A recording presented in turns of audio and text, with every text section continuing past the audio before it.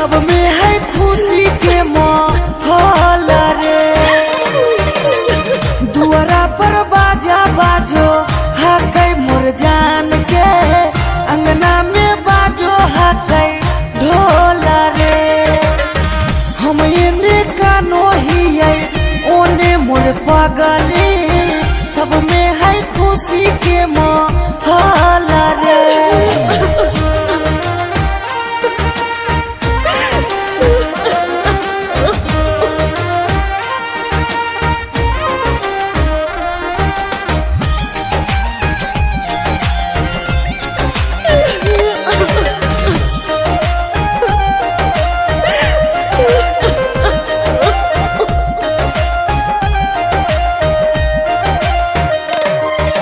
घरवा के लोगवा हकै मेरा दैया, खिची खिची बैठबो है बीचे रे मड़ैया। घरवा के लोगवा हकै मेरा दैया, खिची खिची बैठबो है बीचे रे मड़ैया।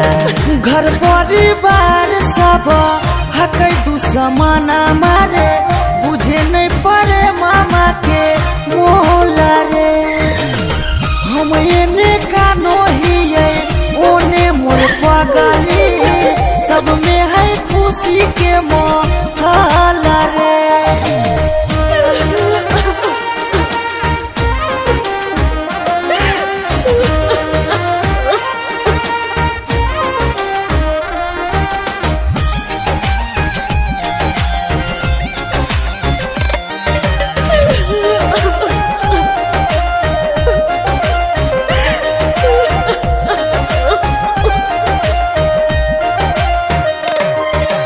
लागो है कि दे दिए अपना परानामा, जान के चुनरिया के बनाइए कफनामा।